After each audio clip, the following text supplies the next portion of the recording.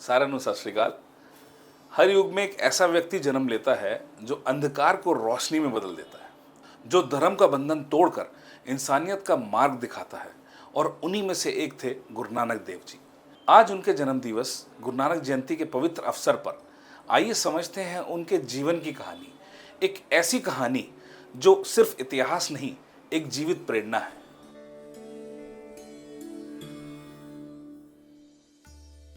गुरु नानक देव जी का जन्म 15 अप्रैल 1469 को तलवंडी गांव में हुआ था, जो आज ननकाना साहब पाकिस्तान के नाम से जाना जाता है। पिता मेहता कालू, माँ माता तृप्ता। बचपन से ही गुरु नानक देव जी का मन अलग था। ना उन्हें खेलों में कोई इंटरेस्ट था, न दौलत में। उन्हें सुख मिलता था बस दूसरों की सेवा करने। एक बार माँ ने खाने के लिए रोटी बनाई और नानक जी ने देखा कि एक भिखारी भूखा बैठा है। उन्होंने अपनी रोटी उसे दे दी। माँ ने पूछा तो उन्होंने कहा, बेटा आपने रोटी क्यों दे दी? तो नानक जी ने मुस्कुराते हुए कहा, जहाँ भूखे का पेट भरता है वहीं रब बसता है। वो बचपन से ही सब में परमात्मा देखते थे।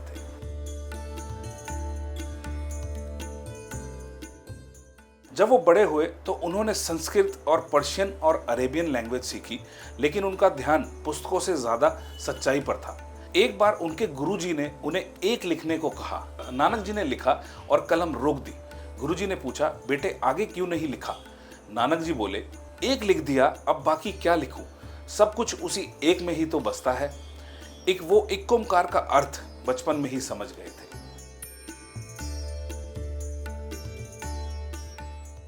कुछ सालों बाद उनके पिताजी ने उन्हें कहा, नानक अब तुम्हें व्यापार सीखना चाहिए। इसलिए उन्हें सुल्तानपुर लोधी भेज दिया गया, जहां वो नवाब दौलत खान लोधी के मोदी खाने यानी स्टोर में काम करने लगे। एक दिन मालिक ने पूछा, ये सब राशन कहाँ गया?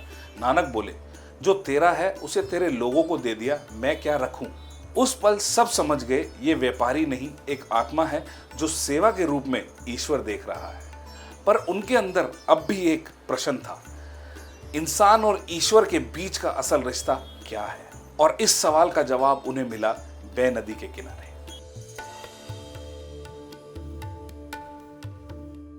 एक दिन बै नदी के किनारे नानक जी वहां ध्यान लगा रहे थे और 3 दिन तक गायब रहे। लोग समझ नहीं पाए क्या हुआ। जब वो वापस आए, उनके चेहरे पर एक अलौकिक प्रकाश था। उनके पहले शब्द थे, ना कोई हिंदू ना कोई मुसलमान, सब एक ही परमात्मा के बच्चे हैं। उस पल से उनकी जिंदगी एक संदेश बन गई, प्रेम, समानता और एकता का।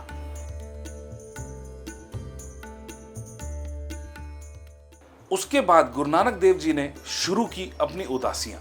भारत से लेकर तिब्बत, मक्का, बगदाद तक उन्होंने प्रचार किया। एक बार मक्का में जब उनके पैर काबा की तरफ थे, एक फकीर ने उन्हें गुस्से से कहा, अपने पैर अल्लाह के घर की तरफ मत रखो। नानक जी शांत रहे और बोले, मेरे पैर उस तरफ घुमा दो जहां अल्लाह नहीं है। उस पल दुनिया समझ गई, ईश्वर एक ही है और वो सब में है, और उसका नाम पड़ा एक ओंकार। अपनी यात्रा के बाद गुरु नानक देव जी ने करतारपुर साहिब बसाया, जहां वो सेवा, कीर्तन और लंगर के साथ अपनी अंतिम जिंदगी जीने लगे। उन्होंने कहा, जो मेहनत करे और अपनी रोटी दूसरों के साथ बांटे, वही एक सच्चा सिख है। 23 सितंबर 1539 जब लोग उनका अंतिम संस्कार करने लगे तो चादर हटाकर देखा, वहां सिर्फ फूल बचे थे। आधे फूल हिंदू ने जलाए और आधे फूल मुस्लिम ने दफनाए, क्योंकि नानक सबके थे, हर धर्म के थे और हर दिल के थे। आज भी उनका संदेश वही है, एक ओंकार, एक ही परमात्मा है और 3 मूल मंत्र, नाम जपना, कीर्त करना ते वंड चखना। गुरु नानक जी चले गए पर उनकी रोशनी कभी नहीं बुझी। वाहेगुरु जी का खालसा, वाहेगुरु जी की फतेह। अगर आपको हमारी वीडियो ये पसंद आई हो तो शोरगुल को लाइक करें, सब्सक्राइब करें और शेयर करें।